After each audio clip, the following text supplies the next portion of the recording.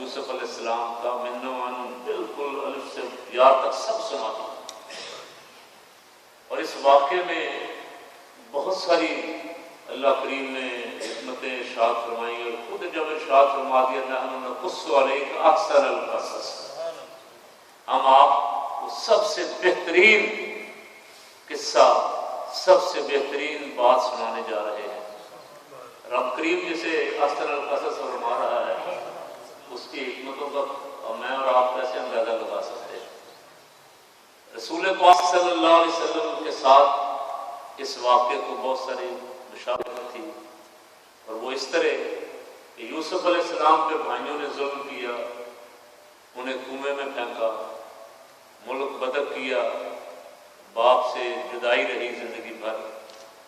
پھر ایک وقت آیا کہ اللہ کریم نے ان کے صبر کی برکت سے انہیں حکومت عطا فرمائی، اور وہی بھائی جو تھے وہ ان کے دربار میں حاضر تھے. یوسف علیہ السلام کو اللہ نے موقع دیا تھا، چاہتے تو ان سے بدلہ لے سکتے تھے ان کے ظلم کا. انہوں نے آ کے کنویں میں پھینکا تھا، والد صاحب سے جا کے جھوٹ بولا تھا، چاہتے تو بدلہ لے سکتے تھے لیکن بدلہ نہیں لیا. ارشاد فرمایا لا تثریب علیکم اليوم، میں نے تم سب کو معاف کر دیا. جب اللہ نے اختیار و اقتدار دیا تو جتنے بھی ظلم کرنے والے تھے سب کو معاف فرما دیا. یہ بڑوں کی شان ہے. ہم تو تلاش میں رہتے ہیں تو موقع ملے تو بدلہ لیں. یہ بات کر کے چلا گیا کہیں آ جائے گا نا تو ہم تو بدلے کی تلاش میں رہتے ہیں، اور اللہ کے بزرگ اور برگزیدہ بندے جو ہیں وہ معاف کرنے کی تلاش میں کہ معاف کر دو. رسول پاک صلی اللہ علیہ وسلم پہ بھی بڑا ظلم ہوا. مکے والوں نے حضور رحمت عالم صلی اللہ علیہ وسلم پہ مظالم کی کوئی کسر نہیں چھوڑی. کانٹے بھی بچھائے، کوڑا کرکٹ بھی پھینکا، پتھر بھی مارے، الگ بھی کر دیا. شام ابی طالب میں معصور رکھا 3 سال تک، اور پھر ہجرت پہ مجبور کیا مکے شریف سے. اور پھر مدینہ طیبہ بھی جا کے جنگ کے ارادے سے 1 دفعہ 2 دفعہ 3 دفعہ بار بار چڑھائی کر کے جاتے رہے. اللہ کریم نے سرکار کے صبر کی برکت سے پھر وہ موقع عطا فرمایا کہ حضور فاتح بن کے مکے شریف آئے. آج آپ کے پاس بھی موقع تھا، اگر آپ بدلہ لینا چاہتے تو سارے جتنے بڑے بڑے ظالم اور کافر تھے آپ کے سامنے سرنگوں تھے. جس سے بدلہ لینا چاہتے اس دن کوئی رکاوٹ نہیں تھی. لیکن سرکار نے بھی ارشاد فرمایا کہ آج میں بھی وہی کہتا ہوں جو میرے بھائی یوسف نے کہا، لا تثریب علیکم اليوم، سب کو معافی دے دی. بلکہ میں نے عرض کیا تھا پچھلے سال میں، مجھے یاد ہے کہ ابھی فتح مکہ کا لشکر داخل ہو رہا تھا مکہ شریف میں. ایک نوجوان صحابی نے جوش میں کہا آج بدلے کا دن ہے، بدلہ لیں گے. آج بڑا ظلم کیا ان کافروں نے، بڑی زیادتیاں کی، لٹا لٹا کے کچی ریت پہ مارا صحابہ کرام. جو مظلوم تھے، جو پسے ہوئے تھے، غلام تھے، جو اسلام کے دامن میں پناہ لینے کے لیے آئے، جو انہیں بہت مارا مکے کے کافروں نے، بڑا ظلم کیا کہ یہ چھوڑ جائیں. آج ان کو بھی موقع تھا.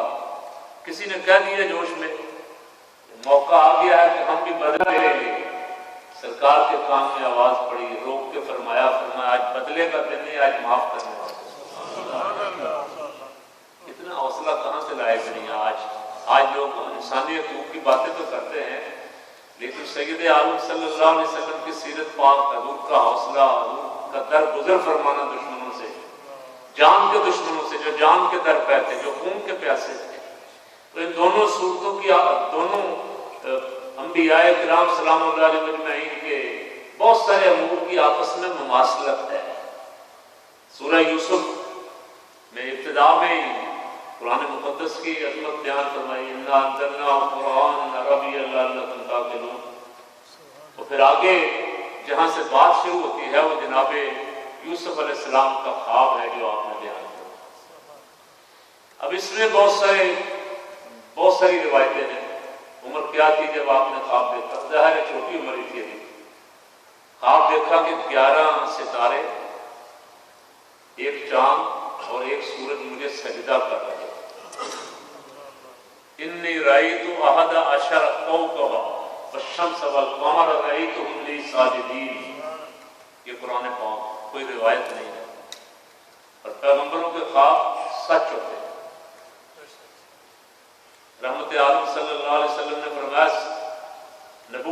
ہو گئی، سچے خواب باقی رہ جائیں گے. جو اللہ کے نیک بندوں کو سچے خواب، فرمایا نبوت کا 46واں یا 40واں حصہ ہے. بہت سارے خواب جو ہیں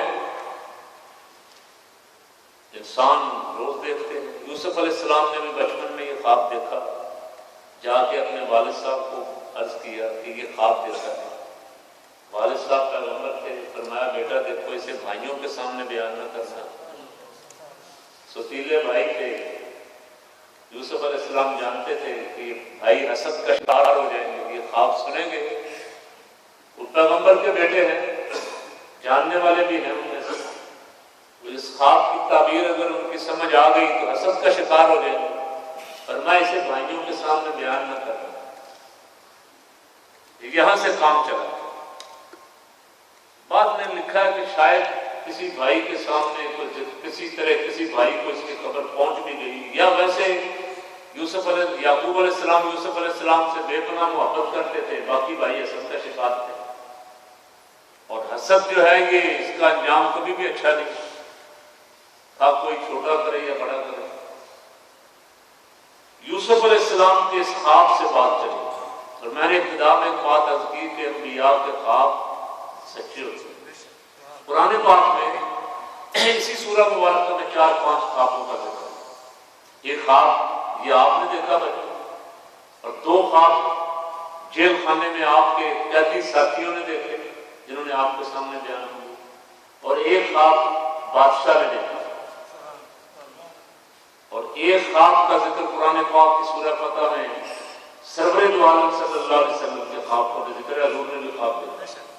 لقد صدق اللہ رسولہ الرؤیا بالحق لتدخلن المسجد الحرام انشاءاللہ آمنین. تو یہ خواب جو ہیں انبیاء کا. ایک خواب حضرت ابراہیم خلیل اللہ علیہ السلام کا بھی ذکر فرمایا. ابراہیم علیہ السلام نے خواب دیکھا کہ میں اپنے بیٹے کو ذبح کر رہا تھا. اس کی بھی آپ نے تفسیر سنی 12 دفعہ الحمدللہ. تو یہ خواب جن کا قرآن مقدس میں ذکر فرمایا گیا یہ انبیاء کے خواب ہیں. اور یہاں سورہ یوسف میں ایک یوسف علیہ السلام کا خواب، 2 قیدیوں کا خواب اور ایک بادشاہ کا خواب. باقی 3 خواب، ایک یوسف علیہ السلام کا، ایک جناب ابراہیم علیہ السلام کا، اور ایک امام الانبیاء صلی اللہ علیہ وسلم کا. یہ 3 خواب بھی قرآن پاک نے ذکر فرمائے. اب میں نے اس پہ گفتگو کی کئی دفعہ ایسے، کیونکہ یہ روز پیش آنے والی چیز ہے. علماء نے لکھا ہے، مفسرین نے اسی سورہ مبارکہ کی تفصیلات میں بہت کچھ لکھا ہے خواب کے بارے میں. یہ سارے دن کے بندے کے خیالات ہیں. اور 2 چیزیں ہیں، اگر اللہ کی رحمت کا فرشتہ دستگیر ہو تو خواب اچھے، خوشخبریاں، زیارتیں، برکت. اور اگر خواب شیطانی ہو تو خوف، ڈر، ایسی چیزیں صبح تک اثر رہتا ہے اس پہ کہ یار رات میں نے یہ دیکھا. ایک تو بات بہت آسان سی ذہن میں رکھیں گے، اچھے خواب جو ہیں یہ رحمان کی طرف سے ہیں اور برے خواب شیطان کی طرف سے ہیں. اچھا خواب آئے تو کسی جاننے والے کو، اور میں کسی جاننے والے کے سامنے بیان کریں، ہر اہل گہرے کے سامنے نہیں. اور اگر کوئی اللہ کے کسی بندے کی زیارت ہوتی ہے یا اور کوئی برکتیں نصیب ہوتی ہیں تو بہت ساروں نے کہا کہ اسے بیان ہی نہ کریں، اپنے تک ہی رکھیں تاکہ وہ چیز چھن نہ جائے. ایسے کسی کے سامنے بیان کریں گے ریا ہو جائے گی، ہو سکتا ہے اللہ کی اس رحمت سے محروم ہو جائے. برا خواب کو آ جائے، صبح اٹھیں جب بھی یاد آ جائے 3 دفعہ اعوذ باللہ من الشیطان الرجیم پڑھ کے اپنے بائیں طرف تھوک دیں. اور تھوکتے ہوئے ہمیشہ یہ خیال رکھیں کہ آپ کا رخ کعبہ شریف کی طرف نہ ہو. اگر اس طرف رخ ہے تو رخ پھیر لیں، اور دائیں طرف بھی نہ تھوکیں. جب عام چلتے چلتے تھوکتے ہیں کبھی تو دائیں طرف نہ تھوکتے. دائیں طرف نیکیوں کے فرشتے لکھنے والے ہیں، دائیں طرف نہیں، بائیں طرف. اور خواب جب ایسا کو دیکھیں ڈراؤنا، خوفناک، جس میں کوئی خطرہ، کوئی خوف، کوئی ڈر ہو، ایسی چیز نظر آئی جو ناپسندیدہ ہے، فرمایا کہ 3 دفعہ بائیں طرف اعوذ باللہ من الشیطان الرجیم پڑھ کے تھوک دیں، اس کا اثر ختم ہو جائے گا۔ یہ یاد رکھیں، بہت سارے کیونکہ مجھے تو فون آتے ہیں، وہاں بھی آتے ہیں، یہاں بھی آتے رہتے ہیں، حضرت صاحب یہ خواب دیکھ لیا، حضرت صاحب یہ دیکھ لیا۔ اس لیے میں یہ بتاتا رہتا ہوں کہ آپ کو یہ یاد رہے، آسان سا کام ہے، بہت آسان سا کام ہے کہ جب بھی کبھی خوف، ڈر یا ایسا جو ناپسندیدہ خواب ہے، جو پسند نہیں ہے، جس سے طبیعت میں بوجھ پڑا ہے، بائیں طرف اٹھتے جب بھی یاد آ جائے، اگر اس اٹھتے ہی یاد آ گیا ٹھیک ہے، اگر بعد میں کہیں یاد آیا تو مجھے آج یہ یاد خواب آیا تھا بڑا خطرناک تھا، اسی وقت اس کا اثر ختم ہو جائے۔ اچھا یہ تو 2 چیزیں ہو گئی۔ اچھا خواب جو ہے، رحمت عالم صلی اللہ علیہ وسلم نے ارشاد فرمایا کہ اچھا خواب جو ہے، اچھا نبوت ختم ہو گئی، رویا صالحہ باقی رہیں گی، مومنوں کے اچھے خواب جو ہیں یہ باقی رہیں گے۔ اور خود بھی سید عالم صلی اللہ علیہ وسلم کو بہت ساری روایات ہیں کہ سرکار کو اعلان نبوت سے پہلے، وحی نازل ہونے سے پہلے بھی حضور جو خواب دیکھتے تھے وہ بعین ہی روز روشن کی طرح صبح نظر آ جاتا تھا سامنے، یعنی اس کی تعبیر جو کچھ دیکھتے تھے وہی صبح اپنی آنکھوں سے ظاہر دیکھ لیتے تھے۔ بہت دیر تک ایسے چلتا رہا کہ آپ کو خواب بھی آتے رہے بہت سارے، اور اس کے بعد پھر وحی کا نزول ہوا۔ تو سید عالم صلی اللہ علیہ وسلم نے اپنے کچھ خواب بیان بھی فرمائے صحابہ کرام رضوان اللہ علیہم کے سامنے، اور ان سے تعبیر بھی، کہ میں نے عرض کیا نا کہ تعبیر بھی ایک علم ہے۔ ایک دن ارشاد فرمایا سے آپ کی عادت مبارک تھی کہ مسجد شریف میں بیٹھ کے فجر کی نماز کے بعد اگر کوئی کبھی خواب آپ نے دیکھا ہوتا تو آپ سے صحابہ کرام رضوان اللہ علیہم کو ارشاد فرما دیتے تعلیم کے لیے، اور ان میں سے بھی اگر کسی نے دیکھا ہوتا تو وہ سرکار کو بیان فرماتے تھے اس کی تعلیم کیا ہے۔ تو اس ضمن میں بہت سارے خواب موجود ہیں، ذکر کیے گئے ہیں۔ رحمت عالم صلی اللہ علیہ وسلم نے خواب دیکھا کہ مجھے دودھ کا پیالہ پیش کیا گیا ہے اور اسے پیا، فرماتے ہیں پیا، میرے اتنا پیا کہ میرے ناخن بھی سیراب ہو گیا، ایسا لگا جیسے ناخنوں سے بہایا۔ باقی سرکار نے حضرت عمر رضی اللہ عنہ کو دے دیا۔ صبح جب بیان کیا تو صحابہ کرام نے پوچھا یا رسول اللہ اس کی تعبیر کیا ہے؟ تو فرمایا اس کی تعبیر علم ہے۔ دودھ اگر خواب میں آپ پیئیں تو اس کی تعبیر علم ہے کہ اللہ علم عطا فرمائے گا۔ فرمایا تو اللہ نے جو علم مجھے دیا تھا میں نے پھر اس جو بچا حضرت عمر رضی اللہ عنہ کو دے دیا۔ ایک دن ارشاد فرمایا میں نے خواب دیکھا، بہت سارے لوگ میرے سامنے آئے، کسی نے قمیص یہاں تک پہنا ہوا تھا، کسی نے یہاں تک پہنا ہوا تھا، کسی نے یہاں تک پہنا ہوا تھا، اور حضرت عمر رضی اللہ عنہ آئے تو ان کا قمیص جو ہے وہ پاؤں سے بھی نیچے گھسٹتا آ رہا تھا۔ عرض کی گئی یا رسول اللہ اس کی تعبیر کیا ہے؟ تو فرمایا اس کی تعبیر دین ہے، کہ وہ دین میں اس طرح غرق ہو گئے ہیں، اس طرح دین میں ڈوبے ہوئے ہیں کہ اس کے سوا اور کچھ سوچتے بھی نہیں تھے۔ تو یہ رحمت عالم صلی اللہ علیہ وسلم نے صحابہ کرام جب وہ خواب جو قرآن مقدس میں بیان فرمایا، اپنے ساتھیوں کو فرمایا کہ میں نے خواب دیکھا ہے کہ ہم حرم شریف میں داخل ہو رہے ہیں، اس حالت میں کہ ہم نے احرام باندھے ہوئے عمرہ کرنے جا رہے ہیں، دیر ہو گئی تھی مکہ شریف سے آئے ہوئے، اور درمیان میں بہت سارے واقعات بھی ہو گئے تھے، بدر ہو گیا، احد ہو گیا، بار بار ایسے واقعات بھی ہو گئے۔ فرمایا مکہ شریف داخلہ دیکھا ہے، بڑے خوش ہوئے تھے صحابہ کرام سے، سب جانتے تھے کہ رسول پاک صلی اللہ علیہ وسلم کا خواب حق ہے اور اب وقت آ گیا ہے کہ ہمارا مکہ شریف میں داخلہ ہوگا۔ بہت سارے حضرات تیار ہو گئے صاحب، 1400 صحابہ کرام، بعد 1600 لکھا ہے، 1600 یا 1400 صحابہ کرام نبی کریم صلی اللہ علیہ وسلم کے ساتھ تیار ہو گئے عمرہ کرنے کے لیے۔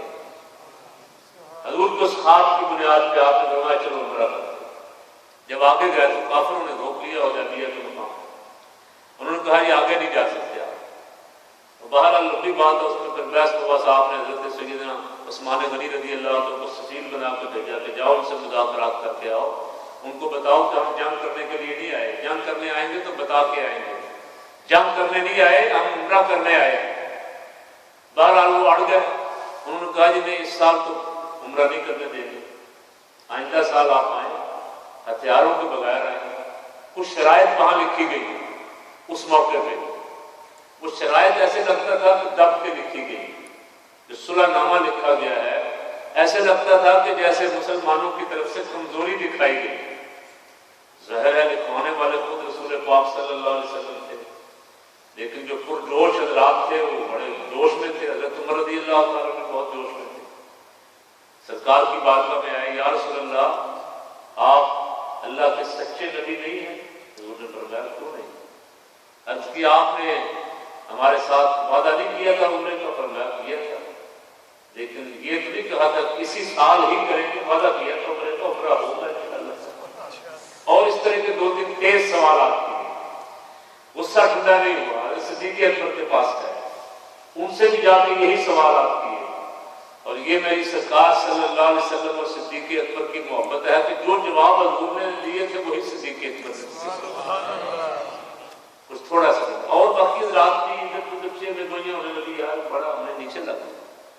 صلح ان کے ساتھ ہم نے دب کے کر لی. اللہ کریم نے جبریل علیہ السلام کو بھیجا, فرمایا جاؤ یہ سورت مبارک لے جاؤ. انا فتحنا لک فتحا مبینا, کہ ہم نے صلح حدیبیہ کی صورت میں آپ کو فتح مبین عطا فرمایا. اور بعد میں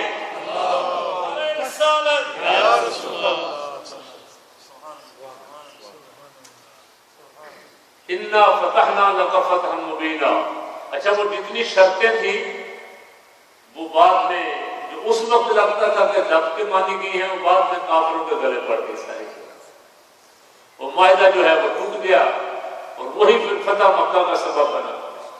فتح مکہ کے لیے جس دن عمرہ کرنے آئے تھے 1400 تھے, جس دن مکہ شریف فتح کرنے آئے 10,000 تھے. اور دیکھ کے کافروں کے دل پاش پاش ہو رہے تھے, دل بیٹھ رہے تھے اتنا بڑا لشکر دیکھ کے. اس لیے کہ انہوں نے اس سے پہلے 313 دیکھے تھے بدر میں, یا احد میں 700 دیکھے تھے, 1000 تھے, 300 منافق واپس ہو گئے تھے. 10,000 غلامان مصطفیٰ کا لشکر دیکھ کے ایک دھاک بیٹھ گئی ان کو. مکہ مکرمہ بغیر لڑائی کے, بغیر خون بہائے فتح ہو گیا. اسے فرمایا تھا انا فتحنا لک فتحا مبینا. اور پھر رحمت عالم صلی اللہ علیہ وسلم کا وہ خواب جو تھا, صحابہ کرام نے 1400 صحابہ کرام نے نہیں 10,000 صحابہ کرام نے اس پہ عمل کیا, حضور کے ساتھ عمرہ کیا صلی اللہ علیہ وسلم. اب میں کر رہا تھا کہ بہت سارے خواب سرکار نے صحابہ کرام کو سنائے, صحابہ کرام نے سرکار صلی اللہ علیہ وسلم کو سنائے. ایک دن حضرت علی المرتضیٰ شیر خدا رضی اللہ عنہ نے خواب دیکھا, اور یہ سیدنا فاروق اعظم کا دور خلافت تھا. خواب دیکھا کہ رحمت عالم صلی اللہ علیہ وسلم مسجد نبوی شریف میں جلوہ فرما ہے. وہ شخص کھجوریں لے کے آئے, حضور نے تقسیم فرمائی سب کو, مجھے بھی ایک عطا فرمائی. فرماتے ہیں کہ میرا جی چاہ رہا تھا کہ میں سرکار سے ایک اور کھجور مانگوں, میری آنکھ کھل گئی. کہتے سبحان اللہ. کہتے میں اٹھ کے مسجد میں آیا, سیدنا فاروق اعظم مصلی پہ تھے, جماعت نماز کے ساتھ جماعت پڑھی, سلام پھیرا. اسی طرح جس طرح میں نے رات سرکار کو دیکھا تھا اسی طرح وہ ٹیک لگا کے بیٹھ گئے. ایک صاحب کھجوریں لے کے آ گئے, آپ نے کھجوریں تقسیم فرمائی. جب میری باری آئی تو کہتے مجھے چونکہ وہ رات والا کام بھی یاد تھا, میں نے اس کی سرکار ایک اور عطا فرمائی. تو سرکار نے امیر المومنین نے فرمایا کہ علی اگر رات تجھے دوسری ملی گی تو مجھ سے بھی لے لو. ہاں انہوں نے دیکھا تھا, لیکن علم ان کو بھی ہے کہ یہ کیا دیکھ کے آئے. یہ اللہ کے بندوں کی شان ہے, یہ اللہ کے بندوں کی شان ہے کہ ہم صرف ایک دوسرے کے ظاہر کو دیکھتے ہیں, وہ باطن کو بھی دیکھتے ہیں. ہم تو ظاہر ہی دیکھتے ہیں. اگر ہمارے سامنے بیٹھا کوئی درویش کو صوفی سو جائے نا تو ہمیں اس کا بھی پتہ نہیں کہاں پہنچا ہوا ہے. کوئی صوفی سویا یہاں ہو اور سوئے سوئے پہنچ مدینہ شریف جائے, یا مکہ شریف پہنچ جائے, یا بغداد شریف پہنچ جائے, یا لاہور شریف پہنچ جائے, تو ایسا ہوتا ہے, ممکن ہے. ٹھیک ہے نا, ماننے والی بات ہے کہ ایسا ہوتا ہے. خواب میں بندہ پہنچ جاتا ہے کہیں کا کہیں, تو ہمیں تو نہیں پتہ یہ کہاں پہنچا ہو, حالانکہ ہمارے سامنے بیٹھا ہو. پتہ کیوں نہیں چلتا؟ ہمیں اس لیے نہیں چلتا کہ ہم عالم یقظہ میں ہیں، بیدار ہیں، عالم بیداری میں، وہ عالم رویا میں، وہ نیند کی حالت میں خواب دیکھ رہا ہے، ہمارا وہ اس کا عالم اور ہمارا عالم دوسرا ہے، ہمارا عالم اور ہے، اس کا عالم اور ہے۔ ایسے جو عالم برزخ میں ہے اس کا عالم دنیا والوں کو کوئی پتہ نہیں کہ اس کے ساتھ کیا گزر رہی ہے، اور بہت سارے عالم برزخ والوں کو دنیا والوں کو پتہ نہیں۔ لیکن اللہ نے جن بندوں کو دل کی آنکھیں عطا فرمائی ہیں وہ جاگتے ہوئے سونے والے کے احوال سے بھی باخبر ہیں، اور عالم دنیا میں رہتے ہوئے عالم برزخ والے کے حال سے بھی باخبر ہیں، اور عالم برزخ میں رہتے ہوئے عالم دنیا والوں کے حال سے بھی باخبر ہیں۔ یہ خواب جو ہے یہ اسی کی تائید کر رہی ہے۔ حضرت علی المرتضیٰ نے خواب دیکھا، سیدنا فاروق اعظم رضی اللہ تعالیٰ جاگتے ہوئے وہ جاگ رہے تھے۔ ایک اور اسی پہ بات سن لیں، میں نے پہلے بھی سنائی ویسے، سرکار سیدنا غوث اعظم شہنشاہ بغداد رضی اللہ تعالیٰ، آج 10ویں رات ہے، آج 10ویں رات ہے، کل 11ویں کو سرکار غوث اعظم رضی اللہ تعالیٰ میں واز فرما رہے ہیں، اور ایک شیخ ان کے مرید حضرت شیخ علی مکی سامنے ہاتھ باندھ کے کھڑے، وہ ہاں نیچے بیٹھے سوئے ہوئے، سرکار واز فرما رہے ہیں، وہ بیٹھے ہوئے خواب دیکھ رہے ہیں۔ آپ اپنے ممبر سے اٹھے اور ان کے سامنے آ کے ہاتھ باندھ کے کھڑے ہوئے، کچھ دیر ایسے ہی صورت رہی، تھوڑی دیر بعد جا کے آپ ممبر پہ بیٹھ گئے، پھر بات شروع کر دیا۔ جب بات ختم ہوا تو کسی خادم نے پوچھا سرکار آج آپ نے یہ جو سلسلہ فرمایا ہے اس کی حکمت کیا تھی؟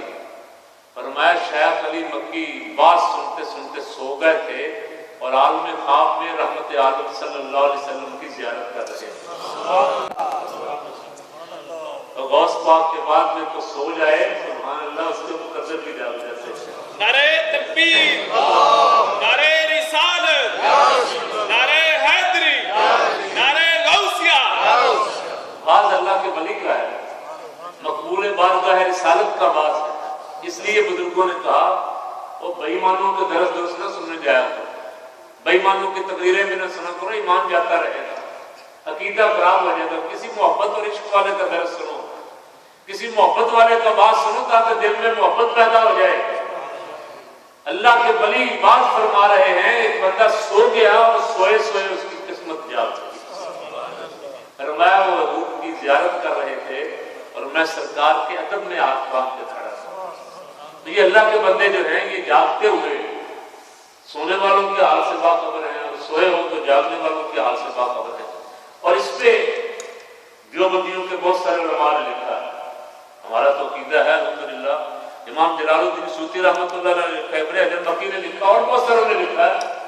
سرکار صلی اللہ علیہ وسلم کا ارشاد پاک، حضور فرماتے ہیں جس خوش نصیب نے مجھے خواب میں دیکھا اس نے مجھے ہی دیکھا، اس لیے کہ شیطان میری صورت اختیار کر ہی نہیں سکتا، شیطان ہر حربہ اختیار کرتا ہے۔ ایمان والوں کو گمراہ کرنے کے لیے خواب میں بھی کئی صورتیں بنا کے آتا ہے، خواب میں کبھی ڈرانے کے لیے، کبھی خوف زدہ کرنے کے لیے، کبھی مایوس کرنے کے لیے بہت حربے استعمال کرتا ہے۔ فرمایا لیکن میری شکل میں میری صورت میں شیطان نہیں آ سکتا، جس نے خواب میں مجھے دیکھا اس نے مجھے ہی دیکھا، اس نے حق دیکھا، پر رآنی فقد رأى الحق۔ ایک حدیث پاک، یہ دو ہو گئی۔ تیسری حدیث پاک ارشاد فرمایا کہ جس نے خواب میں مجھے دیکھا وہ عنقریب جاگتے ہوئے بھی میری زیارت کرے گا۔ سبحان اللہ، اللہ کریم سب کچھ، سبحان اللہ، رحمت عالم صلی اللہ علیہ وسلم۔ بہت سارے دیوبندی علماء نے لکھا کہ سید عالم صلی اللہ علیہ وسلم کی جاگتے ہوئے سر کی آنکھوں سے زیارت ہو جانا حق ہے۔ حضور سرور کائنات صلی اللہ علیہ وسلم کا کسی امتی کو جاگتے ہوئے آپ کا شرف زیارت بخشنا، آپ تک کسی امتی سے ملاقات فرمانا یہ حق ہے، اور ایسا بہت دفعہ ہو چکا ہے۔ حضرت امام جلال الدین سیوطی رحمۃ اللہ علیہ سے کسی شخص نے کہا کہ سرکار میرا بادشاہ وقت سے میری سفارش کر دے، مہربانی کر دے، کام میرا پھنسا ہوا۔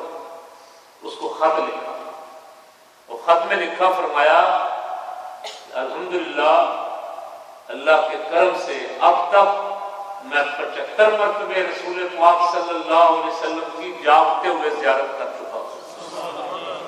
بادشاہ کے دربار میں جانے سے مجھے خدشہ یہ ہے کہ کہیں میں اس نعمت سے محروم نہ ہو جاؤں۔ اللہ، میں تیرے ساتھ چلا جاتا، کوئی عرض نہیں، لیکن صرف اس لیے نہیں جا رہا کہ وہاں پسند نہیں ہے بادشاہوں کے درباروں میں جانا، تو میں اس ڈر سے نہیں جا رہا کہ میں بھی کسی بادشاہ کے دربار میں گیا تو میں اس نعمت سے محروم نہ کر دیا جاؤں۔ ایسے اور بہت سارے علماء، بہت سارے خوش نصیب، اور انہیں جو یہ زیارت نصیب ہوئی وہ خود کہتے ہیں، اس زمانے میں بھی کچھ لوگوں نے جھگڑا پیدا کیا ہوا تھا کہ رسول پاک صلی اللہ علیہ وسلم کے والدین جنتی ہیں یا دوستی ہیں، کچھ علماء نے اس میں اختلاف کھڑا کیا ہوا تھا، نزاع پیدا کیا ہوا تھا۔ امام جلال الدین سیوطی رحمۃ اللہ علیہ نے بہت ساری کتابیں لکھی رسول پاک صلی اللہ علیہ وسلم کے والدین کے ایمان اور جنتی ہونے کی۔ وہ کہتے ہیں حضور نے خوش ہو کے کہ یہ میرے ماں باپ کی عظمت بیان کرا، حضور نے خوش ہو کے مجھے جاگتے ہوئے 75 مرتبہ اپنی زیارت میں کرا۔ بابا یہ عقیدہ صحیح ہوا کہ غلط ہے؟ اگر یہ عقیدہ حضرت امام جلال الدین سیوطی رحمۃ اللہ علیہ والا عقیدہ جو تھا کہ حضور کے والدین ایمان والے ہیں، جنتی ہیں، یہ غلط ہوتا تو حضور سے انعام تو نہ ملتا، حضور ناراض ہو جاتے۔ رحمت عالم صلی اللہ علیہ وسلم کی بارگاہ سے انعام ملا، 75 مرتبہ جاگتے ہوئے سر کی آنکھوں سے سرکار کی زیارت کی صلی اللہ علیہ وسلم۔ اس ضمن میں بہت سارے واقعات ہیں، کتابیں بھری ہوئی ہیں، اور وہ بڑا مشہور واقعہ حضرت امام شرف الدین بوصیری رحمۃ اللہ علیہ کا خواب میں قصیدہ بردہ شریف لکھ رہے تھے، لکھتے لکھتے اس شعر پہ پہنچے فَمَبْلَغُ الْعِلْمِ أَنَّهُ وَمَبْلَغُ الْعِلْمِ فِيهِ أَنَّهُ بَشَرٌ۔ اگلا مصرع ذہن میں نہیں آ رہا، اس مصرع کے شایان شان کون سا مصرع تھا؟ یا آپ کہتے ہیں ہاتھ جواب دے گیا، خالص تھا، اور ذہن بھی اجازت نہیں دے رہا تھا کہ اس مصرع کے شایان شان کو مصرع ہو۔ سو گئے، جب سوئے تو قسمت جاگ گئی، رحمت عالم صلی اللہ علیہ وسلم تشریف لے آئے۔ فرمایا بوصیری کون سے مصرع پڑھے ہوئے؟ عرض کی یا رسول اللہ صلی اللہ علیہ وسلم فَمَبْلَغُ الْعِلْمِ فِيهِ أَنَّهُ بَشَرٌ، فرمایا کہو أَنَّهُ خَيْرُ خَلْقِ اللَّهِ كُلِّهِمْ، تو یہ کہو کہ اللہ کی ساری مخلوق میں سب سے بہترین ہے۔ اور پھر آپ نے دست شفقت، حضور نے دست رحمت ان کے جسم مبارک، جسم پہ جہاں جہاں خالق تھا